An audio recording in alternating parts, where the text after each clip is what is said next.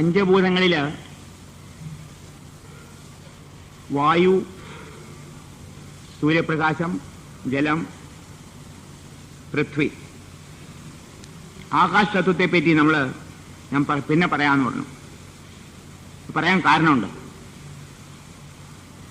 മനുഷ്യൻ മാത്രമല്ല, ഈ പ്രപഞ്ചത്തിൽ സർവ്വജീവജാലങ്ങളും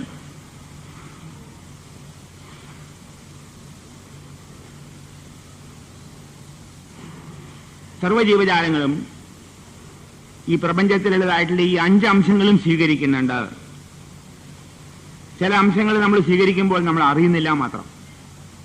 എല്ലാം അറിയുന്നില്ലല്ലോ. ഇപ്പൊ ഭക്ഷണം കഴിക്കുമ്പോൾ നമ്മൾ അറിയണ്ട്, വെള്ളം കുടിക്കുമ്പോൾ അറിയണ്ട്, ശ്വാസോച്ഛ്വാസം അധികവും അറിയാതെയാ, ശ്വാസം മുട്ടുമ്പോഴേ അറിയണുള്ളൂ, അല്ലെങ്കിൽ അറിയില്ല, ശ്രദ്ധിക്കാറുമില്ല. സൂര്യപ്രകാശം നമ്മൾ അശ്രദ്ധ കാരണം അതിന് ശ്രദ്ധ കൊടുത്തിട്ടില്ല, അത്രേ ഉള്ളൂ. ഈ ആകാശതത്വം എല്ലാവരും അനുഭവിക്കുന്നുണ്ട്. പക്ഷെ അതിന്റെ പ്രസക്തി ആരും ഇത് മുമ്പോട്ട് പറഞ്ഞിട്ടില്ല. എന്താണ് ഈ ആകാശതത്വം? ഞാൻ ആദ്യം പറഞ്ഞു, ആകാശം എന്ന് പറഞ്ഞാൽ ശാസ്ത്രജ്ഞന്മാരുടെ കണക്കില് വെറും ശൂന്യാവസ്ഥ എന്നാണ് പറഞ്ഞത് ആദ്യകാലത്ത്. എനിക്കറിയാം, ഞാൻ സ്കൂളിലും കോളേജിലും പഠിക്കുമ്പോൾ ആകാശ തത്വത്തിന് ഈതർ എന്ന് പറഞ്ഞാൽ ശൂന്യം, നത്തിങ് എന്ന് പറഞ്ഞിട്ടുള്ളൂ. ഒന്നുമില്ലാത്ത അവസ്ഥയാണ് പറഞ്ഞത്. ഈ ഒന്നുമില്ലാത്ത ഒരു മീഡിയത്തിൽ കൂടിയാണ് സൂര്യപ്രകാശം ഇവിടെ എത്രയെന്നൊക്കെയാണ് പറഞ്ഞത്. ഇപ്പൊ നേരെ മറിച്ച ആകാശ തത്വം എന്ന് പറഞ്ഞാൽ ഒന്നുമില്ലാത്തതല്ല, ഒന്ന് ഒരുപാടുള്ളതാണ്. എന്തൊക്കെയാണിത്? നമ്മുടെ പഞ്ചേന്ദ്രിയങ്ങൾക്ക് അഗോചരമായിട്ടുള്ള പല ഊർജ തരംഗങ്ങളും, എനർജി പാർട്ടിക്കിൾസ് എന്ന് പറഞ്ഞാൽ പലതും ഇന്നും അജ്ഞാതമാണ് ശാസ്ത്രജ്ഞന്മാർക്ക് പോലും. ഊർജ തരംഗങ്ങൾ ആകാശത്തിൽ എപ്പോഴുമുണ്ട് എന്ന് പറയണു. ശൂന്യം എന്ന് പറഞ്ഞ ആൾക്കാർ ഇന്ന് നേരെ മറിച്ചാ പറഞ്ഞു. നമ്മുടെ കാരണവന്മാരിത് വളരെ മുമ്പേ മനസ്സിലാക്കിയിരുന്നു. ആകാശമാണ് ഭൂപ്രപഞ്ചത്തിൽ ആദ്യമുണ്ടായത്. തസ്മാദ്വാ ഏതസ്മാദാത്മന ആകാശസംഭൂത ആകാശാത് വായു വായോരഗ്നി അഗ്നയോരാപ അപ്സു പൃഥ്വി പൃഥ്വിയോരൗഷധയ ഔഷധേഭ്യോ അന്നം അന്നാത് പുരുഷ സാവാ പുരുഷ അന്നമയരസ. ഒരു വേദമന്ത്രമാണ് ഞാൻ പറഞ്ഞത്. വേദമന്ത്രമാണ്, ഞാൻ ഉണ്ടാക്കിയതല്ല. ആദ്യമായിട്ട് പ്രപഞ്ചത്തിൽ ആകാശമുണ്ടായി, ആകാശം കഴിഞ്ഞിട്ട് വായു ഉണ്ടായി, വായു കഴിഞ്ഞിട്ട് അഗ്നി ഉണ്ടായി, അഗ്നി കഴിഞ്ഞിട്ട് ജലമുണ്ടായി, ജലം കഴിഞ്ഞിട്ട് പൃഥ്വി ഉണ്ടായി. പൃഥ്വിയിൽ നിന്നുന്ന വസ്തുക്കളാണ് അതായത് ഔഷധമാണ് ഉണ്ടായത്. ഔഷധേഭ്യോ അന്നം, ഔഷധത്തിൽ നിന്നും അന്നമുണ്ടായി. ഔഷധം അന്നം ഒന്നമാണ് അർത്ഥം. അന്നാത് പുരുഷ, ആ അന്നം കൊണ്ടാണ് ശരീരമുണ്ടായിരിക്കുന്നത്. സ വാ പുരുഷ അന്നമയരസ. പുരുഷൻ എന്ന് പറഞ്ഞാൽ ശരീരത്തെ മാത്രമേ പറയുള്ളൂ. പ്രപഞ്ചത്തിലെ എല്ലാ ജീവജാലങ്ങൾക്കും ഇത് ബാധകമാണ്, മനുഷ്യന് മാത്രമല്ല. ഇത്രയും വലിയൊരു ദൃഷ്ടി അന്നുണ്ടായിരുന്നു കാരണവന്മാർക്ക്. ശിശുതുല്യന്മാരായ ആൾക്കാരായിരുന്നു അവർ. സയന്റിസ്റ്റിനോടെന്ന് പറയാം, ശാസ്ത്രജ്ഞന്മാരെന്നുള്ള അഭിമാനിക്കാറില്ല. അവർക്ക് നോബൽ പ്രൈസ് ഒന്നും കിട്ടാത്തവരാണ് ഈ പണ്ട ഋഷിമാർക്ക്. അവർക്കൊന്നും വേണ്ട. സത്യം കണ്ടിട്ട്, സത്യം അറിഞ്ഞിട്ട് അത് ചില വാക്കുകളിൽ മുമ്പോട്ട് പറഞ്ഞു, അത്രേ ഉള്ളൂ. അപ്പൊ ആകാശമാണ് പ്രപഞ്ചത്തിൽ ആദ്യമുണ്ടായത്. എന്നിട്ട് പിന്നെ തൈത്തിരീയോപനിഷത്തിലും യജുർവേദത്തിലും ഇതെല്ലാം അന്നമാണെന്നും പറയുന്നുണ്ട്. ഈ പറയുന്ന വസ്തുക്കളെല്ലാം അന്നമാണ്. പൃഥ്വീവ അന്നം ആകാശോ അന്നാദ. പൃഥ്വിയും അന്നമാണ്, ആകാശവും അന്നമാണ്. ആപോവാവന്നം ജ്യോതിരന്നാദം. ജലവും അന്നമാണ്, ജ്യോതിസും അന്നമാണ്.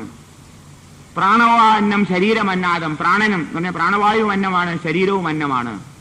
എത്ര ഭംഗിയായിട്ട് പറഞ്ഞിരിക്കുന്നു. ഇതെല്ലാം നിരാകരിക്കാൻ പറ്റുമോ? ഇന്ന് ചില ശാസ്ത്രജ്ഞന്മാർ ഇതെല്ലാം കഴിഞ്ഞ് വെറും നമ്മുടെ കാരണവന്മാർക്ക് ബോധമില്ലാത്ത അവസ്ഥയിൽ പറഞ്ഞ കാര്യങ്ങളാണെന്നാണ് പറഞ്ഞത്. ഒരാള് ഒരിക്കൽ പറയണ്ടായി, അതിക്ഷേപിച്ച് പറഞ്ഞാൽ കുറെ അധികം പഠിച്ചു. ഈ പഠിച്ചുകൊണ്ടാണല്ലോ കുഴപ്പം. ABCD അധികം പഠിച്ചാല് AB എന്ന് പഠിച്ച് അവസാനം BA എന്നിട്ടാ വലിയ ആളായാലോ, ഇല്ലേ? തിരിച്ചിട്ടാല് തലതിരിഞ്ഞ് പോയി നടത്തും. AB എന്നല്ലേ പഠിക്കണേ, ABCD അവസാനം BA എന്ന് കിട്ടിക്കഴിഞ്ഞാൽ ഹാവു എന്നെ പോലെ ഇനി യോഗ്യൻ ആരാളെ. അപ്പൊ ഒരാൾ പറഞ്ഞ് എനിക്ക് ഓർമ്മയുണ്ട്, ശ്രീരാമകൃഷ്ണദേവന് ഭ്രാന്തായിരുന്നു എന്ന്. അപസ്മാര രോഗമായിരുന്നു പറഞ്ഞു. അപസ്മാര രോഗം കൊണ്ട് ഇടയ്ക്കിടയ്ക്ക് ബോധം കെടുകയായിരുന്നു എന്ന്. ഇവർക്ക് രോഗത്തിൽ കൂടിയേ മനുഷ്യനെ മനസ്സിലാവുള്ളൂ.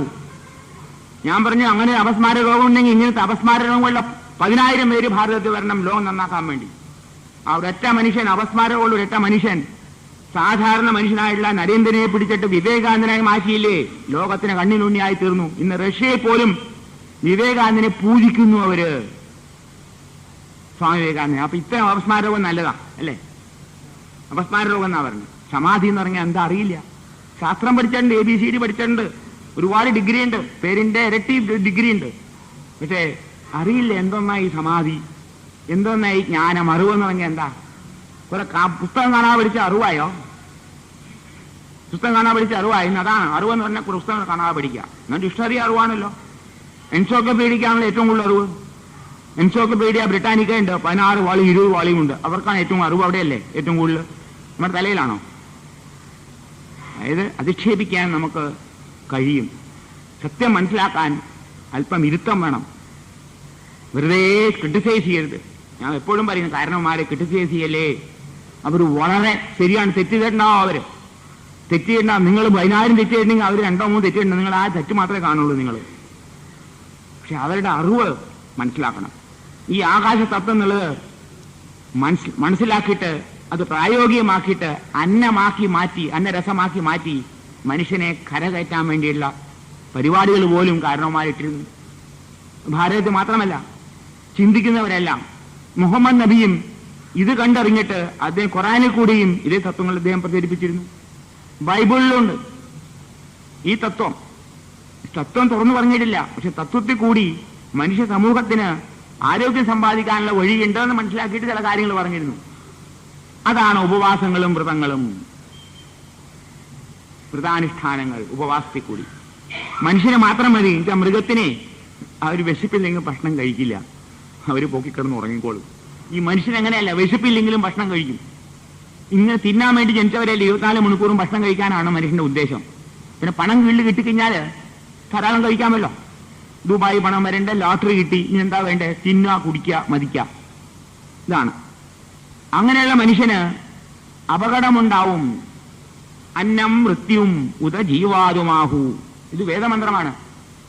ഞാൻ പറഞ്ഞല്ല, ഋഗ്വേദത്തിലെ മന്ത്രമാണ്. അന്നം മൃത്യുവിന് കാരണമാണ്, അത് ജീവനും ആധാരമാണ്. മൃത്യു തന്നെ അകാല മൃത്യു എന്നർത്ഥം. നിങ്ങൾ അന്നം അധികമായിട്ട് കഴിച്ചാൽ അകാല മൃത്യു. ജീവൻ നിലനിർത്താൻ വേണ്ടി കഴിച്ചാൽ ജീവിക്കാം. ഭൂമിയിൽ എത്ര കാലം വേണമെങ്കിൽ ജീവിക്കാം. നിങ്ങളുടെ കയ്യിലാണ്, നിങ്ങളുടെ കയ്യിലാണ്. ഈ അന്നത്തെ നിങ്ങൾ കോട്ട തീരുന്നവരെ കഴിച്ചാൽ പറഞ്ഞില്ലേ, 45 കിലോ 45 വയസ്സുള്ള ആള് 450 കിലോ ഒക്കെ ഉണ്ടാക്കി അങ്ങ് പോയി. അതും ചെയ്യാം. 100 വയസ്സ് വരെയും ജീവിക്കാം, 150 വയസ്സ് വരെയും ജീവിക്കാം. അന്നത്തെ വേണ്ട വിധത്തിൽ കൈകാര്യം ചെയ്യണം. പക്ഷേ മനുഷ്യൻ ഭക്ഷണത്തിന്റെ അടിമയാണെന്ന് മനസ്സിലാക്കിയിട്ടുണ്ട്. അവന്റെ ഈ രുചികളെല്ലാം ഈ നാക്കിനെ നിയന്ത്രിക്കാൻ വലിയ ബുദ്ധിമുട്ടാണ്. ജിതം സർവേ ജിതേ രസേ. രസനേന്ദ്രിയം ജയിച്ചവൻ എല്ലാം ജയിച്ചു എന്നാണ് പറഞ്ഞത്. രസനേന്ദ്രിയം എന്ന് പറഞ്ഞാൽ നാക്കിനെ ജയിക്കുക. ആ നാക്കിനെ ജയിക്കാനാണ് ഏറ്റവും ബുദ്ധിമുട്ട്. കണ്ണാണെങ്കിൽ വേണം അടയ്ക്കാം, ചെവി പൊത്താം, മൂക്കും വയ്ക്കാം. ഈ നാക്കിനെ ജയിക്കാൻ ബുദ്ധിമുട്ടാ. ഭക്ഷണത്തിന്റെ എവിടെയെങ്കിലും ഒന്ന് അറിഞ്ഞാൽ മതി, ഒന്ന് കണ്ടാൽ മതി, അല്ലെങ്കിൽ കേട്ടാൽ മതി, അല്ലെങ്കിൽ ഒരു സ്മെല്ല് വന്നാൽ മതി, ഉടനെ നാക്ക് കിടന്ന് ഇങ്ങനെ പടയും. അത് താന്ന് പറഞ്ഞോണ്ട് ഇല്ലേ, അത് വേണം അത് വേണം. വഴി കൂടെ പോകുമ്പോൾ മതി, കണ്ണ് കണ്ടാൽ മതി, ആ ജിലേബി ലഡു ജിലേബി ഇരിക്കുന്നു, എന്താ ചെയ്യാ. അപ്പൊ തന്നെ കണ്ടാൽ മതി. ചെവി, അടുക്കളയിൽ ദോശയുടെ ശബ്ദം കേട്ടാൽ മതി, ചെവി ഉടനെ പിടിക്കും നിങ്ങളെ. ദോശ ദോശ ദോശ ദോശ എന്ന്. അപ്പൊ നാക്ക് ഉടനെ പറയും താ താ താ താന്ന്. ആ സ്മെല്ല് വന്നാൽ മതി, സ്മെല്ല് വന്നാൽ മതി. ഏതെങ്കിലും ദോശയുടെ സ്മെല്ല് അല്ലെങ്കിൽ പരിപ്പോടെ ഉണ്ടാക്കുന്ന സ്മെല്ല് വന്നാൽ മതി, ഉടനെ മൂക്ക് പറയും ദാ അവിടെ പരിപ്പോടെ ഉണ്ടാക്കണ്ട. അപ്പത്തേക്ക് നാക്ക് പറയും ആ തരൂ തരൂ തരൂ തരൂ എന്ന്. അപ്പൊ നമ്മൾ ഈ ഇന്ദ്രിയങ്ങളുടെ അടിമയായിട്ട് വാഴുകയാണ്. ഇത് കാരണവന്മാർക്ക് അറിയാം. അതുകൊണ്ടാണ് പറഞ്ഞത് അന്നം മൃത്യുവും. അന്നം മൃത്യുവിന് കാരണമാണ്. മൃത്യുവിന് കാരണമാക്കരുത്. മൃത്യുണ്ട്, പക്ഷെ മൃത്യുവിന് അകാല മൃത്യുവിന് കാരണമാക്കരുത്. അതുകൊണ്ടാണ് അതിനെ തടയാനായിട്ടും നിങ്ങളുടെ ഇന്ദ്രിയങ്ങളെ നിയന്ത്രിക്കാനുമായിട്ടാണ് വ്രതാനുഷ്ഠാനങ്ങൾ പണ്ട് മുതലേ ഉണ്ടായിരുന്നു. ഈ വ്രതാനുഷ്ഠാനങ്ങളുടെ കൂട്ടത്തിൽ എന്താ ഉണ്ടാവണമെന്നറിയാമോ? പൃഥ്വീവാന്നം ആകാശവന്നാദ എന്ന് പറയുന്നുണ്ട്. പൃഥ്വിയും ആകാശവും പരസ്പരം ബന്ധപ്പെട്ടതാണ്. ആ പൃഥ്വിയിൽ നിന്ന് കിട്ടുന്നതായിട്ടുള്ള വസ്തുക്കളെ അകറ്റി നിർത്തിയാൽ മാത്രമേ ആകാശം അന്നമായി തീരുകയുള്ളൂ. അർത്ഥം അവിടെ ഉണ്ട്. ഇത് യജുർവേദത്തിലെ മന്ത്രമാണിത്. പൃഥ്വിന്റെ അംശങ്ങൾ അകറ്റി നിർത്തിയാൽ ആകാശം അന്നമായാൽ രണ്ടും അന്നമാണ്. രണ്ടും ഒരേ സമയത്ത് അന്നമായി തീരുകയില്ല. ഒന്നിനെ മാറ്റി നിർത്തണം, അപ്പൊ ആകാശം അന്നമായി തീരും. അവിടെ ധ്വനിയുണ്ട്, അവിടെ ധ്വനിയാണ്. ആ ആകാശത്തെ അന്നമയമാക്കി തീർക്കാനുള്ള വിദ്യ. ഈ ആകാശം എന്ന് പറഞ്ഞാൽ ചോദിക്കും, ഞങ്ങളൊന്നും കഴിക്കണില്ലല്ലോ, എങ്ങനെ അന്നമാവണേ? ചോറല്ലേ അന്നം, പുഴുക്കലി ചോറല്ലേ അന്നം, പച്ചരി പോലും അന്നമല്ലല്ലോ നിങ്ങളുടെ കണക്കിന്. പുഴുക്കലി ചോറല്ലേ അന്നം, അത് കഴിക്കണില്ലല്ലോ. അപ്പൊ അന്നം എങ്ങനെയാ ആവണേ? ഈ ആകാശതത്വം ഇതാണ് അനുഭവത്തിൽ കൂടി മനസ്സിലാക്കാന്ന്. റിയലൈസേഷൻ, ശരീരത്തിന്റെ അനുഭവത്തിൽ കൂടി മനസ്സിലാക്കാൻ പറ്റും ഈ ആകാശതത്വം എങ്ങനെ അന്നമായി തീർന്നുള്ളതിന്. അതിനെപ്പറ്റി നമ്മൾ മനസ്സിലാക്കണം. ഉടനെ ആൾക്കാർ പറയും, എന്തിനായി വ്രതങ്ങളും പട്ടിണി കിടക്കലൊക്കെ? ഈ പട്ടിണി കിടക്കലും വ്രതങ്ങളൊക്കെ വെറുതെ മനുഷ്യനെ തട്ടിക്കാൻ, മനുഷ്യനെ ഉപദ്രവിക്കാൻ വേണ്ടിയല്ലേ? ഇന്ന് എത്രയോ മനുഷ്യൻ പുരോഗമിച്ചു. ഈ പഴഞ്ചൻ സമ്പ്രദായമായ ഉപവാസങ്ങളും വ്രതങ്ങളും ഒക്കെ നോക്കണോ? വല്ല ആവശ്യമുണ്ടോ? ഏകാദശി വ്രതം പട്ടിണി എന്നാ പറയാ, ദ്വാദശി വ്രതം പട്ടിണി ഒക്കെ പട്ടിണി എന്നാ പറയണത്. റംസാൻ വ്രതം വരുമ്പോഴത്തേക്കും മുസ്ലിങ്ങളും പറയും പട്ടിണി പട്ടിണി പട്ടിണി എന്ന്. 50 നോയമ്പ് 20 നോയമ്പ് വരുമ്പോഴത്തേക്കും ക്രിസ്ത്യൻസും പറയും പട്ടിണി പട്ടിണി പട്ടിണി. ഈ പട്ടിണി പട്ടിണി എന്ന് പറഞ്ഞ് ഇതിനെ ഇങ്ങോട്ട് അധിക്ഷേപിച്ചിട്ട് തള്ളി നീക്കിയിട്ട് തിന്നാം, മൃഷ്ടാന്നം തിന്നാം, മൃഷ്ടാന്നം തിന്നാന്നുള്ള ശ്ലോകമാണ് എല്ലാവരുടെ കയ്യിലും ഉള്ളത്. വ്രതാനുഷ്ഠാനങ്ങളെല്ലാം വളച്ചൊടിച്ചു, തിന്നാൻ വേണ്ടി മാത്രം വ്യാഖ്യാനിച്ചു. അതുകൊണ്ടാണ് നമ്മളെല്ലാവരും ആശുപത്രിയിലാ. ആശുപത്രി ശരണമാണെന്ന്. അയ്യപ്പ ശരണമല്ല, ശരണം ആശുപത്രിയാ. എവിടുന്ന് കാലത്തെ നിട്ടാൽ ആശുപത്രി പോകണമെന്നാ ഉദ്ദേശിക്കുന്നത്. ആ ഒരു ചിന്താഗതി വന്നു. മനുഷ്യ സമൂഹത്തിൽ ഒരുപാട് മാറ്റം വന്നു. അപ്പോ ഈ ആകാശതത്വം വളരെ സൂക്ഷ്മമായ അന്നമാണ്, ഏറ്റവും സങ്കീർണമായ അന്നമാണ് പൃഥ്വിയിൽ നിന്ന് കിട്ടുന്നത്. സങ്കീർണല്ലേ പറയാ, അല്ലേ? സങ്കീർണല്ലേ പറയാ. സങ്കീർണമായ അന്നമാണ് പൃഥ്വിയിൽ നിന്ന് കിട്ടുന്നത്. സൂക്ഷ്മമായ അന്നമാണ് ആകാശതത്വം. അതിലും സൂക്ഷ്മത കുറവാണ് വായു, അതിലും സൂക്ഷ്മത കുറവാണ് സൂര്യപ്രകാശം, അതിലും സൂക്ഷ്മത കുറവാണ് ജലം. ഏറ്റവും സ്ഥൂലമായിട്ടുള്ളതും സങ്കീർണമായിട്ടുള്ളതാണ് പൃഥ്വി. ആ പൃഥ്വിന്റെ മേപ്പോട്ട് പോകുമ്പോൾ ആ ദൃഢത കുറഞ്ഞു വരും. ആകാശത്തിലെത്തുമ്പോൾ വളരെ സൂക്ഷ്മം, കാണാൻ വയ്യ, അനുഭവിക്കാനും വയ്യ. അതാണ് അതിന്റെ മഹിമ. ആ തത്വം നിങ്ങൾക്ക് അനുഭവിക്കാൻ സാധിച്ചാൽ വളരെ സുഖം കിട്ടും. സുഖം എന്ന് പറഞ്ഞാൽ ആ സുഖം പറഞ്ഞറിയിക്കാനേ പറ്റുള്ളൂ. ആ തത്വം കിട്ടാൻ വേണ്ടിയാണ് വ്രതാനുഷ്ഠാനങ്ങൾ പറഞ്ഞിരുന്നത്. ഇവിടൊക്കെ ചോദിക്കും ആൾക്കാര്, ഇങ്ങനെ വ്രതം നോക്കണോ, വല്ല ആവശ്യമുണ്ടോ എന്ന് ചോദിക്കും. ആ വ്രതം നോക്കി നിങ്ങൾക്ക് സുഖം വേണമെങ്കിൽ മതി. ആശുപത്രിയിൽ പോയി കിടക്കണമെന്നാണ് നിങ്ങളുടെ വിധി എന്നുണ്ടെങ്കിൽ, ആശുപത്രിയിൽ പോയി കിടക്കണമാണ് ഏറ്റവും മോക്ഷം എന്നുണ്ടെന്നുണ്ടെങ്കിൽ എനിക്കൊന്നും പറയാനില്ല. ആശുപത്രിയിൽ പോകണ്ട, ആശുപത്രിയിൽ പോകും, കയ്യും കാലും ഒടിഞ്ഞാൽ പോകണം, അല്ലെങ്കിൽ പോകണ്ട കേട്ടോ, വെറുതെ പോകരുതെന്ന്. കാലത്തേനേറ്റാൽ വൈകുന്നേരം വരെ ആശുപത്രി ചിന്ത വന്നാൽ അത് ശരിയല്ല. ആ മരുന്നുകളും മന്ത്രങ്ങളും ആശുപത്രിയും ചിന്ത മാത്രം മനസ്സിരുന്നാൽ ഒരു സുഖമുണ്ടോ? അതില്ലാത്ത അവസ്ഥ കൊണ്ടുവരാൻ വേണ്ടിയാണ് വ്രതാനുഷ്ഠാനങ്ങൾ. വ്രതം എന്ന് പറഞ്ഞാൽ ശരീരത്തില് നമുക്ക് ഈ ഉപവാസം എന്ന് പറഞ്ഞാൽ പട്ടിണിയല്ല, ഉപവാസം. നിങ്ങളുടെ ജീവനും അടുത്ത് വാസിക്കുക എന്നർത്ഥം. ഉപ എന്ന് പറഞ്ഞാൽ അടുത്ത്, വാസം എന്ന് പറഞ്ഞാൽ അടുത്ത് താമസിക്കുക. ഉപവാസം, വാസം എന്ന് പറഞ്ഞാൽ അടുത്ത്, ജീവനെ അടുത്ത് താമസിക്കുക എന്നർത്ഥം. ആ ജീവനെ വിചാരിച്ചും കൊണ്ട് മാത്രം ഭക്ഷണം കഴിക്കാതിരിക്കുക എന്നാണ് ഉപവാസം. പട്ടിണി അല്ലാതെ. ഭക്ഷണം നിരാകരിക്കുന്നത് പട്ടിണി, ഭക്ഷണം വച്ചുകൊണ്ട് കഴിക്കാതിരിക്കുന്നതാണ് ഉപവാസം. പ്രത്യാഹാരം, പ്രാണായാമം പ്രത്യാഹാരം, നിത്യ വിവേക വിചാരം, ജാപ്യ സമാന സമാധി വിഹാനം, പൂർവവധാനം മഹധവധാനം. ശങ്കരാചാര്യ പറഞ്ഞതാ പ്രാണായാമം പ്രത്യാഹാരം. പ്രത്യാഹാരം എന്ന് പറഞ്ഞാൽ ആഹാരത്തെ തടഞ്ഞു വയ്ക്കുക. അതിന് മനസ്സുകൊണ്ട്. വേറെ ആൾ പറഞ്ഞിട്ടല്ല, ഞാൻ പറഞ്ഞിട്ടല്ല. അതാണ് പുരോഗമനം നല്ലത് എന്ന് പറഞ്ഞത്. ആധ്യാത്മിക പുരോഗതിക്കും ശാരീരികമായ ആരോഗ്യ പുരോഗതിക്കും രണ്ടിനും പ്രസക്തമാണ് ഇത്. എന്തിനാണ് ഈ ഉപവാസം പറയുന്നത്? വിശ്രമം എന്നൊരു വാക്കുണ്ട്. വിശ്രമം എന്ന് പറഞ്ഞാൽ റെസ്റ്റ്. ഈ വിശ്രമം എല്ലാവർക്കും ആവശ്യമാണ്. വിശ്രമം ശരീരമായിട്ട് വിശ്രമം വേണം, മാനസികമായ വിശ്രമം വേണം, ബുദ്ധിപരമായ വിശ്രമം വേണം. ഇതെല്ലാം ആവശ്യമുണ്ട്. ആ വിശ്രമത്തിന് തന്നെ 4 ടൈപ്പ് ഉണ്ട് വിശ്രമം. വെറും ഭക്ഷണം കഴിക്കാതിരുന്നാൽ മാത്രം വിശ്രമം കിട്ടും, അത് വേറെ ബയോളജിക്കൽ വിശ്രമം, അകത്തുള്ള വിശ്രമം. അത് കൂടാതെ ശാരീരികമായ വിശ്രമം, മാനസികമായ വിശ്രമം, ഇന്ദ്രിയ വിശ്രമം, ആ വിശ്രമങ്ങളെല്ലാം കിട്ടിക്കഴിഞ്ഞാൽ മാത്രമേ പൂർണ്ണമാകുകയുള്ളൂ. ഈ നാലിനെ പറ്റി നമ്മൾ അറിഞ്ഞിരിക്കണം. ശാരീരികമായ വിശ്രമം എല്ലാവർക്കും അറിയാം. ക്ഷീണമാകുമ്പോൾ കിടക്കും, ഇല്ലേ? ക്ഷീണം വന്നു, ഞാൻ കിടക്കുക, അങ്ങനെ കിടക്കുക, ക്ഷീണമാണ് പറഞ്ഞുണ്ട്. ശാരീരികമായ വിശ്രമം കുറച്ച് കഴിഞ്ഞാൽ ആ വിശ്രമം, ആ ശരീരത്തിന് സുഖം കിട്ടും, എനിക്ക് പോവാം. കഠിനമായി അധ്വാനിച്ചു, എന്തെങ്കിലും ജോലി ചെയ്തു, കളിച്ചു, കിളച്ചു, ഈ കായികമായിട്ടുള്ള ഒരുപാട് അധ്വാനം ചെയ്താൽ മാത്രമേ ശാരീരികമായ വിശ്രമം കൊണ്ട് ഗുണം കിട്ടുകയുള്ളൂ. അല്ലാതെ ചുമ്മാ പോയിട്ട് തീരെ വയ്യ, ഞാൻ കിടക്കാൻ പോകുന്ന കിടന്നാൽ ഗുണം കിട്ടുകയില്ല. മൂക്കറ്റം ഊണും കഴിച്ചിട്ട് 3 നേരം ഊണും കഴിച്ചിട്ട് പോയി കിടന്നു കഴിഞ്ഞാൽ ശരീര വിശ്രമം അല്ലാതെ. പലരും പറയും ആഫീസിൽ എനിക്ക് വയ്യ, ലീവ് തരൂ ഒരു 4 ദിവസത്തേക്ക്. എന്തിനാ? വിശ്രമം എടുക്കാനാ. ശാരീരികമായിട്ട് അനങ്ങാൻ വയ്യ, ജോലി ചെയ്യാൻ വയ്യ. എന്നിട്ട് വീട്ടിൽ പോയിട്ട് പറയും ശ്രീമതിയോട്, ഞാൻ കിടക്കാൻ പോവാൻ കേട്ടോ, വിശ്രമമാണ് ഇന്ന് മുതൽ. ഇങ്ങനെ കിടക്കും. കാലത്ത് ബ്രേക്ക്ഫാസ്റ്റ് ഇവിടെ കൊണ്ട് തരണം, അങ്ങോട്ട് വരില്ല, വിശ്രമിക്കണ്ടേ. ഉച്ചയ്ക്ക് ഊണ് കിടക്കയുടെ അടുത്താണ്, അങ്ങോട്ട് വരില്ല, വിശ്രമിക്കണം, കിടക്കാണ്. ഇങ്ങനെ ഡോക്ടറും പറഞ്ഞു ഇങ്ങനെ കിടക്കണമെന്ന്. അനങ്ങാതെ കിടക്കുക. അങ്ങനെ മലമൂത്രത്തിന് പോകാൻ നിവൃത്തിയില്ല, അല്ലെങ്കിൽ അവിടെ അതും കൊണ്ടുവരുമെന്ന് പറയാൻ പറ്റില്ല. മലമൂത്രത്തിന് പോലും പാത്രം കൊണ്ടുവരുമെന്ന് പറയാൻ അറിയില്ല. വിശ്രമല്ലേ. രാത്രിയും അതുമായി ഭക്ഷണം കഴിക്കാൻ വരും, കാപ്പിയും ചായ കൊടുന്നോളണം ഇടയ്ക്കിടയ്ക്ക് സമയത്തിനൊക്കെ വെച്ച്. എന്നിട്ട് അവിടെ കിടന്നിട്ട് 3-4 ദിവസം കഴിഞ്ഞിട്ട് പറയാം ഒരു ഗുണവും കിട്ടിയില്ല, 4 ദിവസം കടന്നു, ഒരു ഗുണമില്ല. എങ്ങനെ കിട്ടണേ? ഈ ഭക്ഷണം കഴിച്ചിട്ടില്ല നിൽക്കണത്. ശരീരം അനങ്ങിയിട്ടില്ലേ? ശരീരം അനങ്ങിയാൽ മാത്രമേ ശാരീരികമായ വിശ്രമം കൊണ്ട് ഗുണം കിട്ടുകയുള്ളൂ. ശരീരം അനങ്ങാതെ അകത്തുള്ള അവയവങ്ങളെ മുഴുവൻ അനക്കി ഇളക്കി വിട്ടിട്ട് കിടന്നാൽ യാതൊരു ഗുണവും കിട്ടുകയില്ല. ആ ശരീര വിശ്രമം കൊണ്ട് യാതൊരു ഗുണവും കിട്ടുകയില്ല. അതല്ല ശരീര വിശ്രമം, മനസ്സിലാക്കണം. പിന്നെ ഇന്ദ്രിയ വിശ്രമം. നമ്മുടെ കണ്ണ്, മൂക്ക്, നാക്ക്, ചെവി, ത്വക്ക് നമ്മുടെ മിത്രവുമായ ശത്രുവുമാണിത്.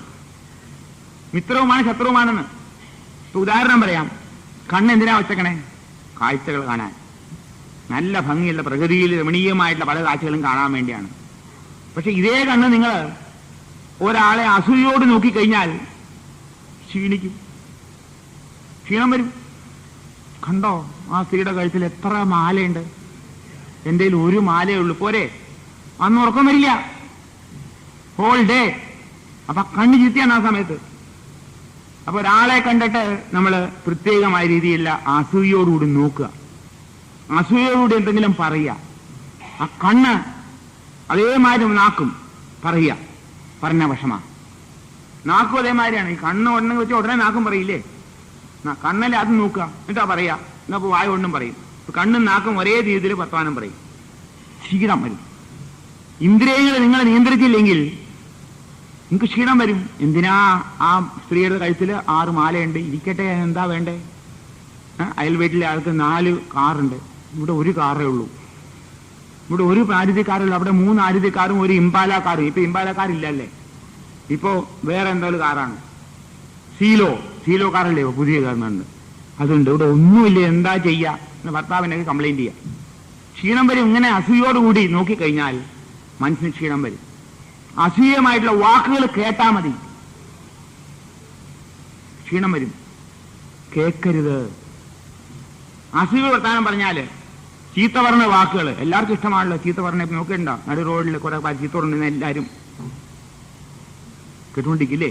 ഭയങ്കര ചീത്ത പറയലാ, ഇഷ്ടമാണ്, കേൾക്കാൻ ഇഷ്ടമാണ്, കേട്ടുകൊണ്ടിരിക്കുക. അത് കേൾക്കണ്ട, അങ്ങോട്ട് പൊക്കോളൂ. ആ ചീത്ത കേട്ട് കഴിഞ്ഞാല് മനസ്സ് ചീത്തയാവും. കാണരുത്, കേൾക്കരുത്, പറയരുത്. മനസ്സിലായോ? കാണരുത്, കേൾക്കരുത്, പറയരുത് ചീത്ത വാക്കുകൾ. അപ്പോഴേ മനസ്സിൽ നിയന്ത്രിക്കാൻ പറ്റില്ല. നിങ്ങളുടെ കണ്ണും മൂക്കും നാക്കും ചെവിയും എല്ലാം നിങ്ങളെ ചതിക്കും. ഗുണവുമുണ്ട് കേട്ടോ. ചെവിയുടെ ഉദ്ദേശം എന്താ? നല്ല പാട്ട് കേൾക്കാൻ. യേശുദാസിന്റെ പാട്ട് കേൾക്കാം, സുബ്ബലക്ഷ്മിയുടെ പാട്ട് കേൾക്കാം, ലതാ മങ്കേഷ്കറിന്റെ പാട്ട് കേൾക്കാം. അതിനല്ലേ നല്ലത്. കീർത്തനങ്ങൾ കേൾക്കൂ, ആ നാമം ജപിക്കുന്നത് കേട്ടുകൊണ്ടിരിക്കൂ. അതിനാണ് ചെവി വെച്ചേക്കണേ. നല്ല കാര്യം കേൾക്കാനാണ്, ചീത്തക്കാര്യം കേൾക്കാനല്ല. ചീത്തക്കാര്യം കേട്ട് രസിക്കാനല്ല. നന്നായിട്ടുണ്ട്, നടക്കട്ടെ നടക്കട്ടെ നടക്കട്ടെ എന്ന് പറഞ്ഞാൽ അത് ശരിയല്ല. അപ്പൊ ചെവി വെച്ചേക്കണ ഇതിനാണ്, നല്ല കാര്യം കേൾക്കാനാണ്. കണ്ണിന്റെ ഗുണം ചെവി. അതെ. ഘ്രാണേന്ദ്രിയമോ അത് നല്ലതിനു വേണ്ടിയാണ്. നല്ല വാസനകൾ അനുഭവിക്കാനാണ്. ആ വാസന അനുഭവിക്കാൻ വേണ്ടിയാണ് കണ്ണ് മൂക്ക് വെച്ചാണ്. പക്ഷെ മൂക്ക് നമ്മളെ ചതിക്കും പലപ്പോഴും. ഈ ഘ്രാണേന്ദ്രിയം വെച്ചുകൊണ്ട് നമ്മൾ എവിടെയെങ്കിലും പോയി കഴിഞ്ഞാൽ എന്തെങ്കിലും നമുക്ക് ശരീരത്തിന് ഹാനികരമായ വസ്തു അതിന്റെ സ്മെല്ല് വന്നാൽ മതി, ഉടനെ പറയും മൂക്ക് കഴിക്കൂ കഴിക്കൂ കഴിക്കൂ കഴിക്കൂ. കഴിക്കാതെ നിങ്ങൾ വിടില്ല, എങ്ങനെയെങ്കിലും അത് കഴിച്ചിട്ടേ വിടുള്ളൂ. ഇതും കണ്ടു പോയിട്ട് വീട്ടിൽ പോയിട്ട് ഉണ്ടാക്കാൻ പറയും ശ്രീമതിയോട്. ചിലപ്പോ മേടിക്കാൻ പറ്റിയില്ല, അവിടെ ഉണ്ടാക്കും, എന്റെ പൈസ ഉണ്ടായിരുന്നില്ല. അപ്പൊ മൂക്കും അതേമാതിരിയാണ്. നാക്കിന്റെ കാര്യം പറയാനില്ല. പരദൂഷണമാണ് നമുക്ക് എല്ലാവർക്കും ഇഷ്ടം, അത് കേൾക്കാനും ഇഷ്ടം. പരദൂഷണം കേൾക്കാൻ എല്ലാവർക്കും ഇഷ്ടമാണല്ലേ? എല്ലാവർക്കും ഇഷ്ടമാണല്ലോ. അത് ശരീരത്തിന്റെ നമ്മുടെ പ്രത്യേകതയാണത്. പരദൂഷണം അരുത്. പരോപകാരം പുണ്യം പാപമേ പരപീഡനം. പരദൂഷണം പരപീഡനമാണ്. പരദൂഷണം വേണ്ട, കേൾക്കണ്ട. ചീത്ത കേട്ടാൽ അവിടെ നിങ്ങൾ പൊക്കോളും. ആ ഇന്ദ്രിയങ്ങളെ നിങ്ങൾ നിയന്ത്രിക്കൂ. ഇതാണ് ഇന്ദ്രിയ നിഗ്രഹം എന്ന് പറയുന്നത്. ആ ഇന്ദ്രിയ നിഗ്രഹങ്ങൾ കൊണ്ട് ഒരുപാട് ഗുണം കിട്ടും നിങ്ങൾക്ക്. ഏറ്റവും പ്രിയപ്പെട്ട ഒരാളുടെ പേരിൽ വരും ആരെങ്കിലും ആരോപണം വന്നാൽ ഇത് കേൾക്കാതെ നിങ്ങൾ പോകുന്നുള്ളൂ. കേൾക്കണ്ട, അതെനിക്ക് കേൾക്കണ്ട, മതി എന്ന് പറഞ്ഞു പോരാ, ഒന്നും കുഴപ്പമൊന്നും വരില്ല. വാക്ക് എപ്പോഴും ഭദ്രമായിരിക്കണം. അതാണ് ഞാൻ മിനിയാന്ന് പറഞ്ഞത്, വാഗ്ഭൂഷണം ഭൂഷണം. വാക്ക് ഭൂഷണം, വാക്കാണ് ഭൂഷണമായി നിൽക്കുന്ന മനുഷ്യന്റെ. നാക്കിനെ നിയന്ത്രിക്കണം. കേയൂരാണി ന ഭൂഷയന്തി പുരുഷം മാലാ ന ചന്ദ്രോജ്ജല ന സ്നാനം ന വിലേപനം ന കുസുമം നാലങ്കൃതാ മൂർധത. ഭദ്രഗിരി പറഞ്ഞാണ്. എത്രയോ നോക്കൂ, 2500 കൊല്ലം മുമ്പ് വിക്രമാദിത്യന്റെ ചേട്ടനായിട്ടുള്ള ഭദ്രഗിരി മഹർഷി പറഞ്ഞതാണ്. കേയൂരാണി ന ഭൂഷയന്തി പുരുഷം മാലാ ന ചന്ദ്രോജ്ജല ന സ്നാനം ന വിലേപനം ന കുസുമം നാലങ്കൃതാ മൂർധജ. വാണ്യേകാ സമലം കരോതി പുരുഷം യാ സംസ്കൃതാധാര്യതേ ക്ഷീയന്തേ ഹിരി ഭൂഷണാനി സൗദം. വാഗ്ഭൂഷണം ഭൂഷണം. തലയിൽ പൂ വെച്ചിട്ട് കാര്യമില്ല, തോൾവള ഇട്ടിട്ട് കാര്യമില്ല, ചന്ദനം പൂശിയിട്ടും കാര്യമില്ല. ന വിലേപനം ന കുസുമം. തലയിൽ പൂവില്ല, നിങ്ങൾ ഭംഗി വരുവോ? ഇല്ല. ഇതെല്ലാം ഇട്ട് ദൂണ്ടൊന്നും യാതൊരു ഗുണവുമില്ല, ഇതെല്ലാം നശിക്കും. പക്ഷേ വാഗ്ഭൂഷണം ഭൂഷണം. നിങ്ങൾ പറയുന്ന വാക്കുകളാണ് നിങ്ങൾക്ക് ഭൂഷണമായിട്ടുള്ളത്. ഓരോ വാക്കും ഭൂഷണമായിരിക്കണം, രത്നമയമായിരിക്കണം. സുഖമണി പറയാറുണ്ട്. സുഖമണി പറഞ്ഞു, വേദവ്യാസന്റെ മകൻ പറഞ്ഞു, ലോകത്ത് 2 രത്നമേ ഉള്ളൂ. ഒന്ന് നിങ്ങൾ കഴിക്കുന്ന ഭക്ഷണം, 2 നിങ്ങൾ പറയുന്ന വാക്ക്. രത്നമയമായ വാക്കുകൾ, രത്നമയമായ ഭക്ഷണം എന്ന് പറഞ്ഞാൽ രത്നം കഴിക്കാനല്ല പറഞ്ഞത്. രത്നമയെന്ന് അത്രയ്ക്കും പരിശുദ്ധമായ നല്ല ഭംഗി, നല്ല രുചിയുള്ള ഭക്ഷണം, നല്ല ഭക്ഷണം കഴിക്കണമെന്നാ പറഞ്ഞത്. പഴകിയ ഭക്ഷണം കഴിക്കുന്നു പറഞ്ഞിട്ടില്ല അദ്ദേഹം. അപ്പോ നമ്മുടെ വാക്കുകളും പരിശുദ്ധമായിരിക്കണം.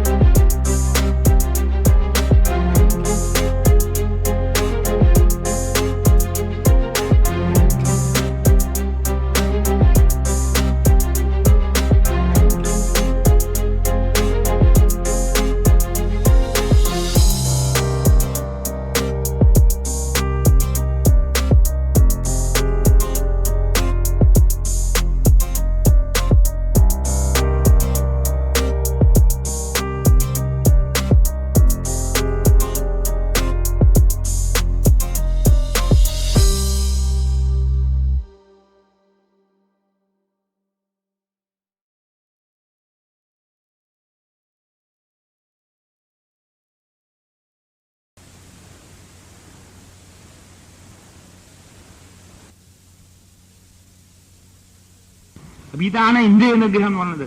ഇങ്ങനെ ഇന്ദ്രിയങ്ങളെ നിങ്ങൾ പല വഴിക്കും വിട്ടു കഴിഞ്ഞാൽ രാത്രി ഉറക്കം വരില്ല. ഇതൊക്കെ ശാന്തമായിട്ട് പോകണം. ആ പണ്ട് കാലത്തെ ജനക മഹാരാജാവിൻ്റെ അവിടെ കഥകൾ ഓർമ്മ വരികയാണ്. പഴയ കഥകളാണ്, അതേ ഓർമ്മയുള്ളൂ. ബൈബിളിലും ഖുറാനിലൊക്കെ കാണും. എനിക്കൊന്നും ഞാൻ മുഴുവൻ വായിച്ചിട്ടില്ല. I am very sorry. നമ്മുടെ പാരമ്പര്യമായിട്ടുള്ള നമ്മുടെ ജനകന്റെയൊക്കെ കഥ കേൾക്കാൻ പാടില്ല, വിരോധമുണ്ടോ? ആ ജനക മഹാരാജാവ് അവിടെ ജനക മഹാരാജാവ് ഉല്ലിജ്ഞാനിയാണ്, രാജർഷിയായിരുന്നു, രാജാവും ഋഷിയുമായിരുന്നു. അപ്പൊ അദ്ദേഹത്തിന്റെ അവിടെ പഠിക്കാൻ പലരും വരും വിദ്യ അഭ്യസിക്കാനായിട്ട്. അപ്പൊ ആര് വന്നാലും ഒരു ടെസ്റ്റ് ഉണ്ട്. ആ ടെസ്റ്റിൽ വിജയിച്ചാലേ കയറുള്ളൂ. ഇപ്പം യൂണിവേഴ്സിറ്റിയിൽ അഡ്മിഷൻ കിട്ടുന്ന ടെസ്റ്റില്ലേ, പരീക്ഷ എഴുതണം, IIT പാസ്സാവണമെങ്കിൽ IIT പരീക്ഷ പാസ്സാവില്ല, അവിടെ അഡ്മിഷൻ കിട്ടില്ല എവിടെ പോയാലും. അതേമാതിരി ഇങ്ങനെ ടെസ്റ്റ് കൊടുക്കും. ഒരു പാത്രം നിറച്ച് നിറച്ച എണ്ണ കൊടുക്കും. എണ്ണ ഒഴിച്ചുകൊണ്ട് ഇതും പിടിച്ചും കൊണ്ട് ആ നഗരം ചുറ്റി വരാൻ പറയും. നഗരമാണ് ജനകപുരി നരകം ചുറ്റി വരും. ചുറ്റി വന്നു കഴിഞ്ഞാൽ ആ എണ്ണ എങ്കിലും ഒരു തുള്ളിയെങ്കിലും പോയിട്ടുണ്ടെങ്കിൽ അതിന് നിങ്ങൾക്ക് ഈ എന്താണ് വിദ്യ അഭ്യസിക്കാൻ അധികാരമില്ല, പൊക്കോളാൻ പറയും. എന്ന് പറഞ്ഞാൽ നഗരത്തിൽ കൂടെ പോകുമ്പോൾ എന്തെല്ലാം കാഴ്ചകൾ കാണും. കടകളുണ്ടാവും, ഇഡ്ഡലി ജിലേബി, അല്ല ഇഡ്ഡലി ഉണ്ടാവില്ല കേട്ടൊന്നോ, ജിലേബി ഉണ്ടോന്ന് എനിക്കറിയില്ല. പലതും കാണും, പല ആൾക്കാരെയും കാണും, പല ചിത്രങ്ങളും കാണും. ഒന്നും കാണാതെ ശ്രദ്ധയോടുകൂടി അതും കൊണ്ട് പോകണമെന്നർത്ഥം. ഇന്നും കുട്ടികളെ കളിപ്പിക്കില്ലേ സ്പൂൺ ആൻഡ് ലെമൺ റൈസ് ഇല്ലേ, അതേമാതിരിയാണ്. ആ സ്പൂൺ ലെമൺ റൈസിൽ ഓടുന്ന മാതിരി നമ്മളെ മുതിർന്ന ആൾക്കാരെ എണ്ണയും വെച്ചും കൊണ്ട് ഇങ്ങനെ നഗരം ചുറ്റി വരിക. ചുറ്റി വന്നിട്ട് ജയിച്ചാൽ മാത്രമേ പഠിപ്പിക്കുള്ളൂ. അഷ്ടാവക്ര മുനി മാത്രമേ അതിന് വിജയിച്ചുള്ളൂ. അഷ്ടാവക്ര മുനി വന്നു, എല്ലാരും കളിയാക്കി. 8 വളവുണ്ടല്ലോ എന്ന് പറഞ്ഞു. ശരീരത്തിനല്ലേ വളവ് എന്ന് അങ്ങനെ പറഞ്ഞു. ഉടനെ ശരീരത്തിനെ വളവ്, നിങ്ങളുടെ മനസ്സിനും വളവുണ്ടാവില്ല, എന്റെ മനസ്സിന് വളവില്ല എന്ന് പറഞ്ഞു. ഒടുക്കം അദ്ദേഹത്തിന് ഇതുമാതിരി ടെസ്റ്റ് കൊടുത്തു. അദ്ദേഹം ആ ഇതും കൊണ്ട് ആ നഗരം ചുറ്റി വന്നിട്ട് തിരിച്ചു കൊടുത്തപ്പോ നിങ്ങൾ ക്വാളിഫൈ. ശ്രദ്ധ. അപ്പൊ ഈ പഞ്ച ഇന്ദ്രിയങ്ങൾ, ഈ കണ്ണും മൂക്കും ചെവിയും ഒന്നും അങ്ങനെ ശ്രദ്ധിച്ചിട്ടേ അങ്ങനെ അതിനെപ്പറ്റി പുറത്തു വിട്ടിട്ടില്ല എന്നർത്ഥം. അകത്തേക്ക് വലിച്ചെടുത്തിട്ടാണ് അങ്ങനെ പോയത്. കണ്ടാൽ നിങ്ങൾ നോക്കുമ്പോൾ അത് ശരീരത്തിന് നമ്മുടെ ദൂഷ്യമായ ചിത്രം കാണണ്ട. കണ്ണ് തുറന്നാലും കാണാത്തൊരു അവസ്ഥ വരും. ആ ഇന്ദ്രിയങ്ങൾ നിയന്ത്രിക്കാനാണ് ബുദ്ധിമുട്ടാണ്, ശരിയാണ്. ഇപ്പൊ കണ്ണുകൾ തുറന്നുകൊണ്ടിരിക്കുക, ഒന്നും കാണാൻ പറ്റണില്ല അല്ലേ, അവസ്ഥ വലിയ ബുദ്ധിമുട്ടാണ്. പക്ഷെ അതിനുള്ളതായിട്ടുള്ള ആ മനോനിയന്ത്രണമാണ് ഏറ്റവും വലിയ കാര്യം. ഇങ്ങനെ ഇന്ദ്രിയം സാധിച്ചാല് നിങ്ങൾക്ക് കൂടുതൽ വിശ്രമം കിട്ടും. സാധാരണ ഇതിനേക്കാൾ കൂടുതൽ വിശ്രമം കിട്ടുന്നത് രാത്രി കിടന്ന് ഉറങ്ങുമ്പോൾ. ഇത് രാത്രി കിടന്ന് ഉറങ്ങുമ്പോൾ ഇങ്ങനെ കിടന്നിങ്ങനെ കലങ്ങി മറിയല്ലേ, അങ്ങോട്ടും ഇങ്ങോട്ടും തിരിഞ്ഞ്. ഇഡ്ഡലി കഴിച്ചില്ല, ദോശ കഴിച്ചില്ല, പുട്ട് കഴിച്ചില്ല. ഇവിടെ പ്രകൃതിയിൽ വന്ന പിന്നെ ആ പാടെ എല്ലാം കുഴപ്പമായി. ജിലേബി ഇല്ല, ലഡു ഇല്ല, ഗുലാബ് ജാമുൻ ഇല്ല, കേക്കില്ല, ഒന്നുമില്ല, മിഠായി ഇല്ല, 5 സ്റ്റാർ ഇല്ല, 10 സ്റ്റാർ ഇല്ല, ചിക്കലേറ്റ് ഇല്ല, ചോക്ലേറ്റ് ഇല്ല, കിറ്റ്കാറ്റും ഇല്ല. എന്തിനാ അവന് ജീവിക്കണേ? ഇതും വെച്ചുകൊണ്ട് രാത്രി കിടന്ന ഉറക്കം വരില്ല, സ്വപ്നം കാണൂത്. വെളുപ്പങ്കാലത്ത് വരെ സ്വപ്നമില്ല കിടക്കുക, പിന്നെ വെളുപ്പങ്കാലത്തിൽ വേണ്ടി നമുക്ക് ഉറങ്ങാലായി. അപ്പൊ മനസ്സിനെ, അതായത് ശരീരത്തിന് വിശ്രമം കിട്ടണമെങ്കിൽ ഇന്ദ്രിയ നിഗ്രഹം വേണം. ഇന്ദ്രിയങ്ങളെ നിയന്ത്രിക്കുക, നിഗ്രഹിക്കണ്ട, കൊല്ലല്ല, നിയന്ത്രണം, ഇന്ദ്രിയ നിയന്ത്രണം വേണം. അത് വളരെയധികം ഫലപ്രദമായിരിക്കും. ശ്രമിച്ചു നോക്കൂ. ഏതെങ്കിലും ഒരു കാര്യം എടുത്ത് എല്ലാം വരുന്നില്ല, ശ്രമിച്ചു നോക്കുക. ഇപ്പൊ ഞാൻ ഉദാഹരണം പറയാണ്. ഒരു ഭക്ഷണം ഉണ്ടാക്കി വീട്ടില് കഴിക്കില്ല എന്ന് തീരുമാനിക്കുക. അതുകൊണ്ട് ഞാൻ കഴിക്കില്ല, വേണ്ട തീരുമാനിച്ചാൽ വലിയ നിഗ്രഹമാണ്, വലിയ കാര്യമാണത്. ഏറ്റവും പ്രിയപ്പെട്ട വസ്തുവായിരിക്കും. കഴിക്കണം തീരുമാനിക്കാമോ ഒരു ദിവസം? ഇത്തിരി ബുദ്ധിമുട്ടല്ലേ, വളരെ ബുദ്ധിമുട്ടി ഉണ്ടാക്കിയ സാധനം വേണ്ടാന്ന് പറയാൻ വലിയ ബുദ്ധിമുട്ടല്ലേ. അയ്യോ എങ്ങനെ പറയൂ അത്? അത് പറയാനുള്ള ധൈര്യം വേണം. പലപ്പോഴും ചോദിക്കും, വർമാജിക്ക് വല്ലതും സാധിച്ചിട്ടുണ്ടോ എന്ന്. ഒരു ചെറിയ രീതിയിലൊക്കെ സാധിച്ചിട്ടുണ്ട്. ഇപ്പൊ പല പാർട്ടികളിലും പോകാറുണ്ട്. ആ ഗുലാബ് ജാമുനും ലഡുവും ജിലേബിയെ കാണുമ്പോൾ എനിക്ക് ചിരിക്കാനാണ് തോന്നാറ്. കൈ അങ്ങോട്ട് നീങ്ങില്ല, അങ്ങോട്ട് നോക്കാറുമില്ല. എന്തിനാണ് നോക്കണം? എന്റെ സ്മെല്ല് വന്നാലും യാതൊരു കുഴപ്പമില്ല. എനിക്കറിയാം അത് വിഷമാണെന്ന് മുഴുവൻ. ഡാൽഡയും പഞ്ചസാരയും മൈദയും കൊണ്ട് ഉണ്ടാക്കിയതല്ലേ, 3 വിഷങ്ങളാണ് ഉണ്ടാക്കിയതല്ലേ. 3 വിഷം കൊണ്ടുണ്ടാക്കിയ സാധനം 3 രാഷ്ട്രന്മാരെ കൊണ്ടാക്കിയതാണ്, ഡാൽഡയും മൈദയും പഞ്ചസാരയും കൊണ്ട്. അതിങ്ങനെ കഴിക്കാൻ തോന്നുക. അപ്പൊ കഴിഞ്ഞ ഒരു 10-30 കൊല്ലമായിട്ട് അത് കണ്ടാ അവിടെ കിടക്കുന്നത്, കഴിക്കാറില്ല. ഞാൻ ഡൽഹിയിൽ ഫാക്ടറി മാനേജർ ആയിരുന്നപ്പോ ദീപാവലിക്ക് ഡൽഹിയിൽ ഈ മിഠായി വിതരണം ഉണ്ട് അങ്ങോട്ടും ഇങ്ങോട്ടും. അപ്പൊ എനിക്കും ഒരുപാട് മിഠായി ആൾ കൊണ്ടുതരും. മിഠായി എന്ന് പറഞ്ഞാൽ ഇതാണ് ഡാൽഡ അപ്പം ഞങ്ങൾ പറയാം. ഡാൽഡ കൊണ്ടുള്ള മിഠായികളാ ഇത് കൊണ്ടുവരും. ഒരുപാട് പാക്കറ്റായിട്ട് കൊണ്ടുവരും. അപ്പൊ കുട്ടികളുടെ വീട്ടില് ഞാൻ ഈ കുട്ടികൾക്ക് കൊടുക്കാൻ, കൊച്ചു കുട്ടികളാണ്, അത് കൊടുക്കാൻ പാടില്ലല്ലോ. അപ്പൊ ഞാൻ ഈ വരുന്നവർക്ക് അവിടെ വരുന്ന നമ്മുടെ തൂപ്പുകാരിക്ക് കൊടുക്കും 2 പാക്കറ്റ്, വേറെ വാലിക്ക് വന്ന് അയക്ക് കൊടുക്കും. ആരെങ്കിലും വഴിക്കൂടെ സാറേ വല്ലതും തരണേ വെച്ച് അവർക്കും കൊടുക്കും പാക്കറ്റ്. അത് പിള്ളേരിങ്ങനെ വിഷമിക്കും, എല്ലാം അച്ഛൻ കൊടുത്തല്ലോ, തീർന്നല്ലോ എന്ന്. എന്നിട്ട് പറയാണ്, ഒരു തവണ ഉണ്ടായി, എന്റെ ബ്രദറിന്റെ മകൻ ഉണ്ടായിരുന്നു, ഞങ്ങളെ അമ്മാവൻ അറിയാതെ കുറെയൊക്കെ തിന്നൂട്ടോ എന്ന് പറയാറുണ്ട്. പക്ഷെ ഞങ്ങളിത് കഴിക്കാറില്ല. ഇന്നും അതെ, ആ ഒരു വേണം തോന്നാറില്ല എന്നർത്ഥം. എത്ര പേര് കഴിച്ചാലും വേണ്ടാന്ന് തോന്നുന്നതായിട്ടുള്ള ആ മനസ്സിനെ നിയന്ത്രിക്കാൻ ഇത്തിരി ബുദ്ധിമുട്ടുണ്ട്. ശ്രമിച്ചു നോക്കൂ, വളരെ സുഖം കിട്ടും. ഒരു ഇന്ദ്രിയം മതി, എല്ലാം വേണമെന്നില്ല. ഒരു ഇന്ദ്രിയം നിയന്ത്രിക്കാൻ നോക്കിയാൽ മതി, എല്ലാ ഇന്ദ്രിയം നോക്കാൻ സാധ്യമല്ല. അപ്പോ ആ ഇന്ദ്രിയ നിഗ്രഹം കൊണ്ടും വിശ്രമം കിട്ടും. ഇതുകൂടാതെ ഇതിലും വലിയ വിശ്രമം കിട്ടണമെന്ന് അറിയാമോ? മനോനിയന്ത്രണം. മനസ്സിനെ നിയന്ത്രിക്കുക. ഈ മനസ്സാണ് പലയിടത്തും ഇങ്ങനെ ഓടി നടക്കുന്നത്. മനസ്സ് നിങ്ങളുടെ കയ്യിലെല്ലാം പിടുത്തം കിട്ടില്ല. അത് കണ്ണടയ്ക്കാം, മൂക്കും മുടിക്കൊട്ടാം, ചെവി പൊത്താം, നാക്കിനെയും പിടിച്ച് മൂട്ടി വയ്ക്കാം. മനസ്സിനെ നിയന്ത്രിക്കാൻ പറ്റുമോ? അതിങ്ങനെ ഓടി നടക്കുക. ചിലപ്പോൾ ഇവിടെ ആയിരിക്കും, കുറച്ച് കഴിഞ്ഞാൽ അത് ന്യൂയോർക്കിലായിരിക്കും, ചിലപ്പോൾ ചന്ദ്രനിലാവും, എവിടേക്കോ പോകും. അതിങ്ങനെ ഓടി നടക്കും. ഈ മനസ്സിനെ നിയന്ത്രിക്കാൻ വലിയ ബുദ്ധിമുട്ടാണ്. ആ മനസ്സാണ് സർവ്വകരണങ്ങളിലേക്കും ഇന്ദ്രിയങ്ങളെ ഓടിക്കുന്നത്. ആ ജിലേബി കണ്ടുകഴിഞ്ഞാൽ തന്നെ അത് എടുക്കാനായിട്ട് കൈനെ ഓടിക്കുന്ന മനസ്സാണ്. എടുക്ക് തിന്ന് എന്ന് പറയുന്നത് ആ മനസ്സാണ്. അപ്പൊ മനസ്സിനെ നിയന്ത്രിക്കാനായിട്ട് എന്ത് വേണം? മനോനിയന്ത്രണത്തിന് ചില പ്രത്യേക ജാതി പുഷ്പങ്ങൾ വേണം. പ്രത്യേക ജാതി പുഷ്പങ്ങളാണ്. ആ പുഷ്പങ്ങളുണ്ടെങ്കിൽ വളരെ വേഗം മനസ്സിനെ നിയന്ത്രിക്കാൻ പറ്റും. ഈ മനസ്സിനെ അങ്ങോട്ടും ഇങ്ങോട്ടും ഓടിക്കുന്നത് നിങ്ങളുടെ ജീവാത്മാവാണ്. അകത്ത് ആത്മാവാണ് ഇത് ഓടിക്കുന്നത്. കേനേഷിതം പ്രേഷിതം മന കേന പ്രാണ പ്രഥമ പ്രതീക്ഷ എന്നൊരു മന്ത്രമുണ്ട് കേനോപനിഷത്തില്. ഈ മനുഷ്യനെ അങ്ങോട്ടും ഇങ്ങോട്ടും ഓടിക്കുന്നത് ആരെങ്കിലും ചോദിക്കുകയാണ് ശിഷ്യൻ. അപ്പൊ പറയുന്നത് പ്രാണനാണ്, നിങ്ങളുടെ ജീവാത്മാവാണ് മനസ്സിനെ ഇങ്ങനെ അങ്ങോട്ടും ഇങ്ങോട്ടും ഓടിക്കുന്നത്, നിങ്ങളല്ല. നിങ്ങളാണെങ്കിൽ നിങ്ങൾക്ക് പിടിച്ചു നിർത്താൻ പറ്റുമല്ലോ. ഇത് പിടിച്ചു നിർത്താൻ പറ്റാത്തല്ലേ മനസ്സ്. പിടിച്ചു നിർത്താലും പിന്നെയും പോവും, അങ്ങോട്ട് തന്നെ, അവിടെ തന്നെ പോവും. അപ്പൊ ഈ മനസ്സിനെ നിയന്ത്രിക്കാനായിട്ട് ഒരു 8 പുഷ്പങ്ങളുണ്ട്. ആ പുഷ്പങ്ങൾ നിങ്ങൾ എടുത്താൽ മനോനിയന്ത്രണം സാധ്യമാണ്. എന്തൊക്കെയാണിത്? അഹിംസ പ്രഥമം പുഷ്പം. അഹിംസ എന്നുള്ളതായിട്ട് തത്വം പ്രഥമമായ പുഷ്പമാണ്. ഹിംസ ചെയ്യരുത്. ഹിംസാത്മകമായ പ്രവൃത്തി മുഴുവനും ഉപേക്ഷിക്കൂ. അഹിംസ പ്രഥമം പുഷ്പം. പുഷ്പം ഇന്ദ്രിയ നിഗ്രഹം. ഇന്ദ്രിയ നിഗ്രഹത്തെ ഞാൻ പറഞ്ഞു കഴിഞ്ഞു ഇതിനു മുമ്പ്. വേറൊരു പുഷ്പം എന്താണ്? ഇന്ദ്രിയ നിഗ്രഹം. സർവഭൂതദയാ പുഷ്പം. സർവഭൂതങ്ങളിലും ദയ തോന്നുക. ആരെയും നിർദ്ദയമായിട്ട് പെരുമാറാൻ നോക്കരുത്, നിർദ്ദയമായിട്ട് പെരുമാറരുത്. സർവഭൂതങ്ങളെയും സർവ്വജീവജാലങ്ങളോടും ദയ തോന്നുക, ദയാദാക്ഷിണ്യങ്ങൾ. ആ രന്തിദേവനെ പറ്റി ആലോചിച്ച് നോക്കൂ. മഹാരാജാവായിരുന്നു രന്തിദേവൻ. ദയ കാണിച്ചു. രന്തിദേവന്റെ ദയാവാത്പം എന്ന് പറഞ്ഞിട്ട് വെള്ളത്തോട് പറഞ്ഞിട്ടുണ്ട്. മഹാത്മാഗാന്ധി പറഞ്ഞു രന്തിദേവന്റെ ദയാവാത്പ്. സർവ്വ മനുഷ്യർക്കും ഭക്ഷണം കൊടുക്കും. അങ്ങനെ ഇഷ്ടമുള്ള ഭക്ഷണം കൊടുക്കും. ഏത് ഭക്ഷണം ചോദിച്ചാലും അത് ഉണ്ടായി കൊടുക്കും. ഇനി മാംസം ചോദിച്ചാലും മാംസം കൊടുക്കും. അങ്ങനെ മഹാരാജാവാണ്, വലിയ ജ്ഞാനിയാണ്. പക്ഷെ എന്നാലും മാംസമാണെന്ന് പറഞ്ഞാൽ മാംസം ഉണ്ടായി കൊടുക്കും, തൃപ്തിപ്പെടുത്താൻ. ആരായാലും ശരി, മൃഗങ്ങൾക്കും പക്ഷികൾക്കും സർവർക്കും ആരും പട്ടിണി അടക്കാൻ പാടില്ല. എന്റെ രാജ്യത്ത് സർവർക്കും അതൊരു ഭക്ഷണം കൊടുക്കും. അതാണ് ദയാവായ്പ. മാത്രമല്ല, സെയിന്റ് ഫ്രാൻസിസ് ഓഫ് അസീസി എന്നൊരു മഹാനുണ്ടായിരുന്നു.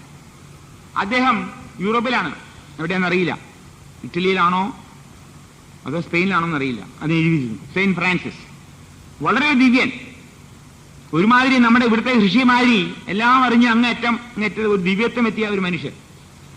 ആ ദിവ്യ മനുഷ്യൻ ഇങ്ങനെ അടക്കുകയുള്ളൂ, ചുമ്മാ അടക്കും. ഇങ്ങനെ നമ്മുടെ പണ്ടത്തെ ഋഷിമാര് ചുമ്മാ അടക്കുകയല്ലേ ഉള്ളൂ.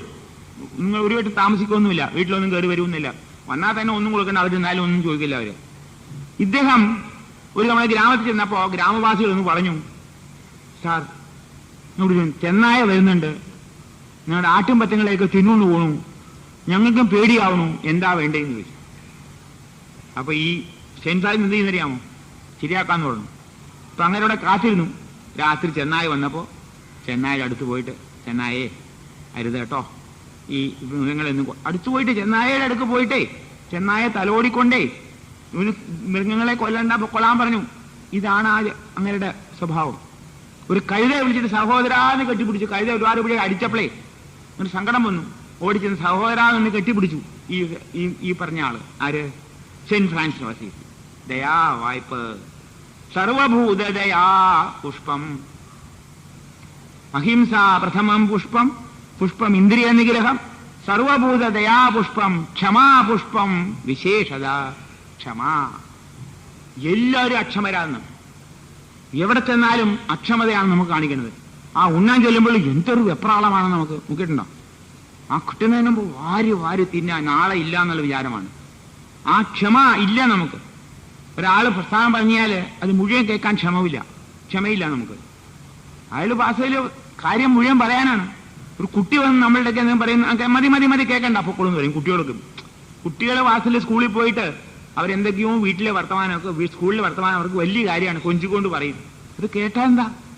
ആ കുട്ടികൾ മതി പോകുന്ന സമയമില്ല പറയരുത്.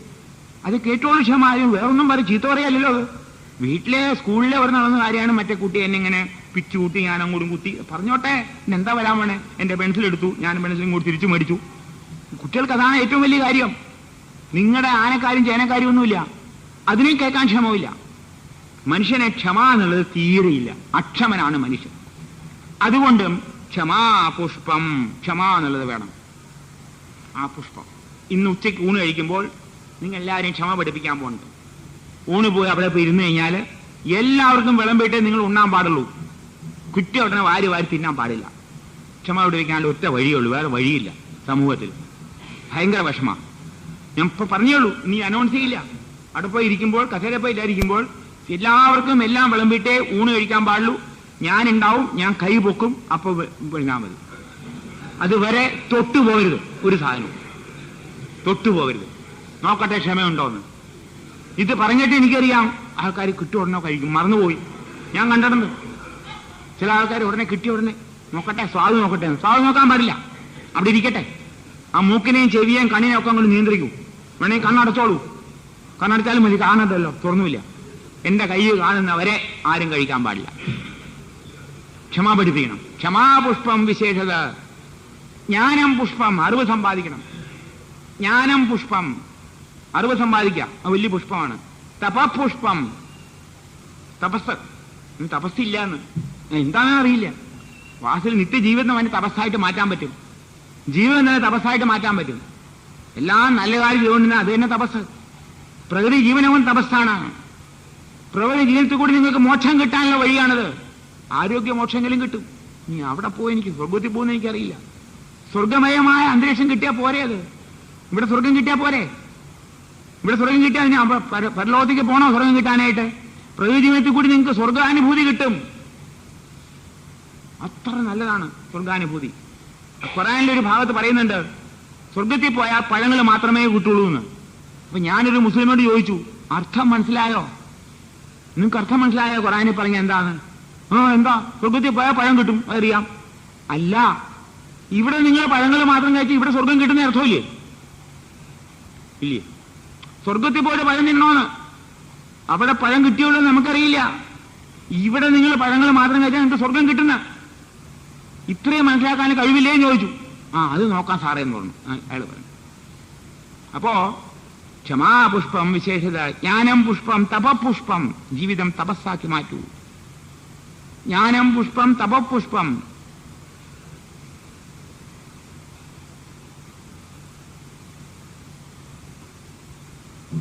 ഒരെണ്ണം വിട്ടുപോയല്ലോ. ഏതാത്? ജ്ഞാനം പുഷ്പം, തപപുഷ്പം. സത്യം അഷ്ടവിധം പുഷ്പം. സത്യം പറയുക. ഒരെണ്ണം വിട്ടുപോയിട്ട് പിന്നെ പറയാം, ഓർമ്മിക്കുക പറയാം. സത്യം അഷ്ടവിധം പുഷ്പം. വിഷ്ണോർ പ്രീതികരം ഭവേത്. നിങ്ങളുടെ ആത്മാവിന് പ്രീതിപ്പെടുത്താനായിട്ട് ഈ 8 പുഷ്പവും വേണം. ആ പഞ്ചഭൂതവാസന എടുത്തുകൊണ്ടാവും. വേഗം ഇവിടെ ഉണ്ടെന്ന് നോക്കും. ഇവിടെ ഇല്ല. അടിയിലുണ്ടെന്ന് തോന്നുന്നു.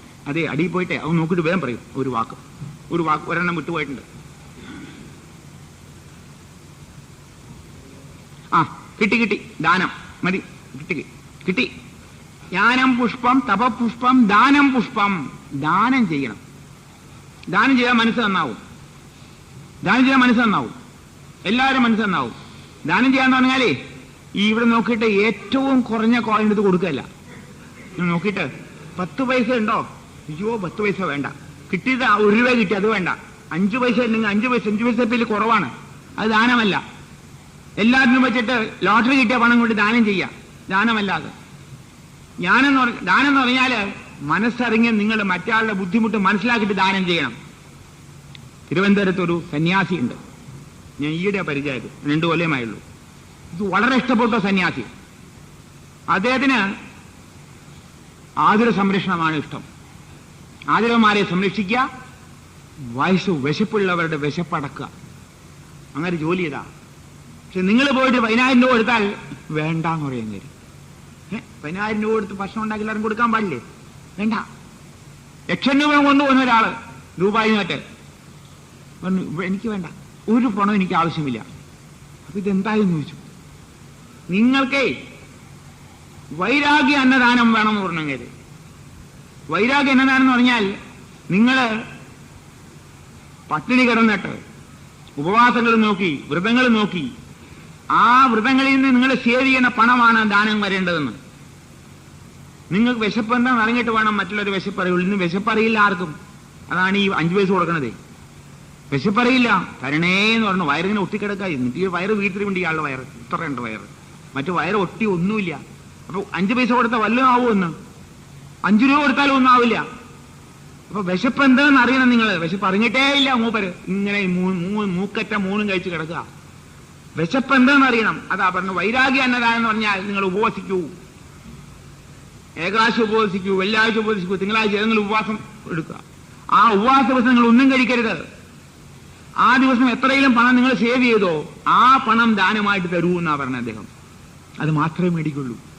111 രൂപ എത്തുമ്പോൾ അതും കൊടുത്തേക്കാൻ പറയും. വൈരാഗ്യ അന്നദാനം, വേറെ ഒന്നും മേടിക്കില്ല. അങ്ങേര് എനിക്ക് വളരെ ഇഷ്ടപ്പെട്ടു അത്. ആ പണം കൊണ്ടാണ് അങ്ങേര് അവിടെ ആ പ്രദേശത്തുള്ള അയാളുടെ കുടുംബങ്ങളിലുള്ള പാവങ്ങൾക്ക് വിളിച്ചു ചോദിക്കും, എത്ര നേരം ഊണ് കഴിക്കാനുള്ള കഴിവുണ്ട്? 1 നേരമേ ഉള്ളൂ. ശരി, 1 നേരത്തേക്കുള്ള ഭക്ഷണം ഞാൻ തരാം. 2 നേരം ഊണ് കഴിക്കണ്ടേ? അത് കൊടുക്കും. അങ്ങേര് ചെറിയ ചെറിയ പാത്രങ്ങൾ കൊടുക്കും, സ്പൂൺ കൊടുക്കും, അരിയും കൊടുക്കും, ചിലപ്പോൾ പയറും കൊടുക്കും. ഈ പണം കൊണ്ടാണ് കേട്ടോ, വേറെ പണം മേടിക്കില്ല. അങ്ങേര് എത്ര കൊടുത്താലും മേടിക്കില്ല. നല്ലൊരു സന്യാസി. എനിക്ക് വളരെ ഇഷ്ടപ്പെട്ടു അദ്ദേഹത്തിന്റെ സമീപനം. വൈരാഗ്യ അന്നദാനം എന്നാ പേരിട്ടാണ്. അതാണ് ദാനം. ദാനം എന്താന്ന് പറഞ്ഞാൽ ചുമ്മാ ദാനം കൊടുക്കുക. ദാനത്തിനും വ്യത്യാസമുണ്ട്. ശപിച്ചുകൊണ്ട് ദാനം ചെയ്യോ, ഒന്ന് ശപം ഒന്ന് പോവിടുന്ന ഇല്ലേ, അതുകൊണ്ട് ഗുണമില്ല. ഒരാൾ വന്ന് അമ്മേ വല്ലതും തരണേന്ന് പറഞ്ഞാൽ എത്തിക്കൊണ്ടു കാലത്തെ എപ്പോഴാ വരേണ്ടത്? പിന്നെ പാവം എത്തിക്കൊണ്ടു കാലത്ത് ഇവിടെ ബ്രേക്ക്ഫാസ്റ്റും കഴിഞ്ഞും വയറ് പിടിച്ചിരിക്കുകയാണ്. എന്നിട്ട് എത്തിക്കൊണ്ടു കാലത്തെ ഞാൻ പറഞ്ഞേക്കണ എല്ലാവരും കുടുംബത്തിലും അത് കാലത്തെ എത്തിക്കൊണ്ടു, വേറെ സമയമില്ല. പിന്നെ എപ്പോഴാ വരേണ്ടത്? അവര് വിശക്കുമ്പോഴല്ലേ വരിക. നിങ്ങളുടെ വിശപ്പ് തീർന്നു. എന്നിട്ട് കൊണ്ടുപോ, ഇനി വരരുത്, ഇങ്ങോട്ട് കടക്കരുത്, പണിക്ക് കൊടുത്ത് പോ. ചിലപ്പോൾ പട്ടി അഴിച്ചു വിടും ആരും വരാതിരിക്കാനുണ്ട്. ഇപ്പൊ പട്ടി ഉണ്ടല്ലോ, ധർമ്മക്കാർ വരാതിരിക്കാൻ പട്ടി അഴിച്ചു വിടും. മാത്രമല്ല ഇപ്പൊ എന്താണ് ഇത് പിച്ചയാടുള്ള ബാൻ ചെയ്തിട്ടുണ്ട്. പിച്ചാന്നല്ല അതിനർത്ഥം, പിച്ചയാടല്ല. അന്നദാനം ചെയ്യുന്നതാണ് ഭാരതത്തിന്റെ സ്വഭാവമായിരുന്നു. അന്നവും വിദ്യയും വൈദ്യയും വിൽക്കാത്ത നാടായിരുന്നു നമ്മുടെ ഭാരതവർഷം. മനസ്സിലാക്കൂ സഹോദരന്മാരെ, അന്നവും വിദ്യയും വൈദ്യവും വിൽക്കാത്ത നാടായിരുന്നു. ഇത് 3 വിറ്റിരുന്നില്ല, എല്ലാം ഫ്രീ ആയിരുന്നു. എവിടെ പോയാലും നിങ്ങൾക്ക് ചോറ് കിട്ടും. എവിടെ പോയാലും കന്യാകുമാരി കാശ്മീരം വരെ നിങ്ങൾ യാത്രയ്ക്ക് പോകൂ, അതായത് തീർത്ഥയാത്രയ്ക്ക് പോകൂ, ഒരു വിഷമവുമില്ല, നിങ്ങൾക്ക് ഭക്ഷണം കിട്ടും. എനിക്കറിയാം, എൻ്റെ ഗ്രാമത്തില് ഒരു ഗോസായി ചാവടിയും സ്ഥലമുണ്ട്. ആ നമ്മുടെ ഗ്രാമത്തിലെ തലവൻ ഒരാളുണ്ട്, ഒരു നമ്പൂരി ഫാമിലിയാണ്. അവിടെ വരുന്ന ആര് വന്നാലും ശരി അവർക്ക് വേണ്ട അരി, പരിപ്പ്, കുറെ മുളക്, പരിപ്പൊക്കെ കൊടുക്കും, ഉപ്പും മുളകും കൊടുക്കും. അവർക്ക് അവിടെ ഒന്ന് താമസിച്ച് അവർക്ക് ഭക്ഷണം പാകിച്ച് അവർക്ക് പോവാം, ഫ്രീ. ആര് വന്നാലും ശരി. നമ്മുടെ കുടുംബത്തിലോ ആരെങ്കിലും ഭക്ഷണം കഴിക്കാൻ നമ്മൾ ഭക്ഷണം തരില്ല പറയുമോ? ഭക്ഷണം തരുന്ന പറയാൻ പാടില്ല. ഉള്ളത് കൊണ്ട് ഓണം എന്ന് പറയില്ലേ, ഭക്ഷണം കൊടുക്കണം. ആ കൊടുത്താൽ മാത്രമേ അതുകൊണ്ട് ഗുണം കിട്ടുകയുള്ളൂ. ദാനം അങ്ങനെയാണ്. ദാനം എന്ന് പറഞ്ഞാൽ ശരിയായിട്ടുള്ള ദാനമാണ്. മഹാഭാരതത്തിൽ ഒരു കഥയുണ്ട്, കഥ പറയാം. കഥ ഓർമ്മ പറയാണ്. സമയമുണ്ട്, പേടിക്കണ്ട. 12:30 വരെ സമയമുണ്ട് എനിക്ക്. നിങ്ങൾക്ക് ധൃതിയില്ലോ, ആർക്ക് പോവോ? ഊണഴിച്ചിട്ടേ പോവുള്ളൂ. ഊണഴിക്കാതെ പോലെ എനിക്കറിയാം. ഊണ് അവിടെ കണ്ടു കഴിഞ്ഞു പലതും. ഇനി അതൊക്കെ ഇല്ലെങ്കിൽ ഇപ്പൊ ആ വിഷമം ഇപ്പൊ ഊണ് കഴിക്കാതിരിക്കുമ്പോൾ കഴിക്കരുതെന്ന് പറഞ്ഞാണ് വിഷമമുള്ളത്. അത് എങ്ങനെ സോൾവ് ചെയ്യുന്നതാണ് ഇപ്പൊ നോക്കണം, ആലോചിക്കുന്നത്. മഹാഭാരതത്തിലെ കഥയുണ്ട്. മഹാഭാരതത്തില് ധർമ്മപുത്രര് രാജസൂയ യാഗം നടത്തി. ഒരുപാട് ഇങ്ങനെ കോയിൻസിന് കൂട്ടി, സ്വർണ്ണ നാണയവും വെള്ളി നാണയവും കൂട്ടിയിട്ടു. എന്നിട്ട് അതിങ്ങനെ ദാനം ചെയ്യാ എല്ലാവർക്കും. എല്ലാവരും പുകഴ്ത്തി, ഓ ധർമ്മപുത്ര മഹാരാജാവ് കി ജയ് ജയ് എന്ന് വിളിക്കുകയാണ്. ഇത്രയും ദാനശീലം ലോകത്തുണ്ടോ എന്ന് പറയാണ്. അപ്പൊ ഒരു എലി അതിലേക്ക് കടന്നു വന്നു. ആ എലിയുടെ പകുതി ഭാഗം സ്വർണ്ണമയമാണ്. ഈ എലി പോയിട്ട് ആ കോയിൻസിന്റെ ഇടയിൽ കൂടെ അങ്ങോട്ടും ഇങ്ങോട്ടും പോയിട്ട് ആ എലി അവിടെ നിന്നിട്ട് ഹാ ഹാ ഹാ ഹാ ഹാ എന്ന ഒരു ചിരി അങ്ങ് ചിരിച്ചു. എല്ലാവരും എന്താ ചെയ്ത്? എലി വർത്തമാനം പറഞ്ഞു ചിരിക്കുന്നു. അപ്പൊ അദ്ദേഹം ചോദിച്ചു, എന്തായി നിങ്ങൾ ഈ ചിരിക്കണേന്ന് ചോദിച്ചു ധർമ്മപുത്രര്. നിങ്ങളെന്ത് ദാനമാ? ദാനം എന്ന് പറഞ്ഞാൽ നിങ്ങൾക്ക് അറിയാമോ എന്താന്നുള്ളത്? അറിയില്ല. ദാനം ഞാൻ പറഞ്ഞു തരാമെന്ന് പറഞ്ഞു. എന്നിട്ട് ആ എലി പറയാണ്, ഞാനിത് ഇന്ന് ഗ്രാമത്തിൽ നിന്നാണ് പറഞ്ഞത്. ഇവിടെ രാജസീയം നടക്കണപ്പോൾ ഞാനും ഇവിടെ ദാനം നടക്കണമെന്ന് അറിയാം. അപ്പൊ ഞാനും വേണ്ടി ഞാൻ വന്നാണ്. എനിക്കും വല്ലതും കിട്ടുന്നിട്ടാണ് ദാനം. നോക്കട്ടെ, ദാനത്തിന്റെ ഗുണം അറിയണല്ലോ. അപ്പൊ ഈ കീരി, എലിയല്ല കീരിയാണ് കേട്ടോ, സോറി, എലിയല്ല കീരിയാണ്. ഒരു ഗ്രാമത്തില് അതിഭയങ്കരമായ ക്ഷാമമായിരുന്നു. 10-15 ദിവസം, ഒരു മാസം വീട്ടൊക്കെ ഒന്നും ഭക്ഷണമില്ല അവിടെയെങ്ങും. അപ്പൊ ഒരു കുടുംബത്തില് ആ കുടുംബനാഥൻ വളരെ ബുദ്ധിമുട്ടി. കുടുംബനാഥനുണ്ട്, ഭാര്യയുണ്ട്, 2 മക്കളുണ്ട്. വളരെ ബുദ്ധിമുട്ടി കുറച്ച് ഗോതമ്പ് മാവ് കിട്ടി. ആ ഗോതമ്പ് കൊണ്ട് റൊട്ടി ഉണ്ടാക്കിയിട്ട് അത് കഴിക്കാൻ ഭാവിക്കുമ്പോഴാണ് ഒരാൾ വന്ന്, അമ്മേ വല്ലതും തരണേ എന്ന് പറഞ്ഞു. ഇതിന് ഞാൻ 7 ദിവസമായി ഭക്ഷണം കഴിച്ചിട്ടെന്ന് പറഞ്ഞു. ഇവര് 4 ദിവസമായുള്ളൂ. ഇവര് ഭക്ഷണം കഴിച്ച് 4 ദിവസമേ ആയുള്ളൂ. അപ്പൊ ഗ്രഹനാഥൻ വിചാരിച്ചു, ഞാൻ 4 ദിവസമല്ലേ പട്ടിണി കിടന്നുള്ളൂ, ഇയാൾ 7 ദിവസം പട്ടിണി കിടക്കാണ്. ശരി, എന്റെ കോട്ട ഞാൻ കൊടുക്കാന്നുണ്ട്. അദ്ദേഹത്തിന്റെ ആ ഒരു റൊട്ടി കൊടുത്തു. ഒരുപാട് നേരം പട്ടിണി കിടന്ന ആൾക്കാർക്ക് അറിയാമല്ലോ, ഭക്ഷണം കഴിച്ചാലുണ്ട് ഭയങ്കര തീയാണ് ഉള്ളില്. പിന്നെയും കൊണ്ടുവരാൻ പറയും, മതിയായില്ലെന്ന് തോന്നുകയില്ലേ. അപ്പൊ ഉടനെ ഭാര്യ പറഞ്ഞു, അയ്യോ എന്റെ ഉള്ളിൽ കാളനേ എന്തെങ്കിലും ഇനി തരണേന്ന് പറഞ്ഞു. അപ്പൊ ഭാര്യ ഉടനെ കൊടുത്തു കോട്ട. അപ്പൊ 2 കൊച്ചു കുട്ടികളെ വെച്ചിപ്പുണ്ട്. ഞാനും കൊടുക്കാന്നുണ്ട്. അച്ഛാ ഞാനും കൊടുക്കാന്ന്. 2 പിള്ളേരും ആ പട്ടിണി കിടന്നുകൊണ്ട് ആ റൊട്ടി മുഴുവനും കൊടുത്തു. കഥയുടെ പൊരുള മനസ്സിലാക്കേണ്ടത് ഉണ്ടായും ചോദിക്കരുത്. അടുപ്പ് നടന്നേക്കാം, ഇല്ലെന്ന് പറയണില്ല. നമ്മുടെ ഭാരതമാണ്, ഇവിടെ പലതും നടന്നിട്ടുണ്ട്. ഇത് കൊടുത്തു കഴിഞ്ഞപ്പോ ഒടുക്കം ഈ 4 പേരും മരിച്ചു. ആ ആള് പോവുകയും ചെയ്തു. 4 പേര് അവിടെ കിടന്ന് മരിച്ചു. അപ്പോഴാണ് ഈ എലി അല്ല ഈ കീരി അതുകൂടെ കടന്നുപോയത്. അപ്പൊ ഈ ഗോതമ്പ് മാവ് കുഴച്ചതിന്റെ കുറെ പൊടി അവിടെ കിടപ്പുണ്ടായിരുന്നു. ഈ പൊടി മേത്തൊക്കെ പെരണ്ടപ്പോ എന്റെ പകുതി ഭാഗം സ്വർണമയമായി തീർന്നു. എനിക്ക് വർത്തമാനം പറയാനുള്ള കഴിവും കിട്ടി എന്ന് ധർമ്മപുത്രരൊക്കെ പറഞ്ഞപ്പോൾ, എന്നിട്ട് ഞാൻ ഓടി നടക്കാണ് ഇത്രയും വലിയ ദാനം ചെയ്ത ആൾക്കാർ വേറെ ഉണ്ടോ നോക്കാൻ വേണ്ടി. അപ്പൊ ധർമ്മപുത്രരെ പറ്റി കേട്ടപ്പോൾ, നിങ്ങൾ ഇതിലും വലിയ ദാനം ചെയ്തിട്ടുണ്ടാവുമല്ലോ, എന്റെ ബാക്കി ഭാഗം കൂടി സ്വർണമയമാക്കാൻ വേണ്ടി ഞാൻ വന്നാന്ന് പറഞ്ഞു. ദാനത്തിന്റെ വില നോക്കൂ.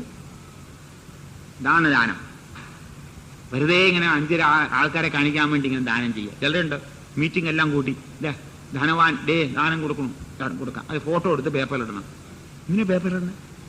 പട്ടിണി എടുക്കണ ഒരാളുടെ കുറച്ചു ചോറും ചപ്പാത്തിയും ഒരു കോരിയും കൊടുത്താൽ അതിന് പേപ്പറിടണോ? അത് എന്തിനായി ഈ ദാനം, ഈ മാനങ്ങള് വെറുതെ അനാവശ്യമായിട്ടുള്ള ദാനമാൻ, അതായത് ഒരുപാട് പേരും പെരുമയ്ക്കും വേണ്ടി എല്ലാവരും ചെയ്യുന്നുണ്ട്.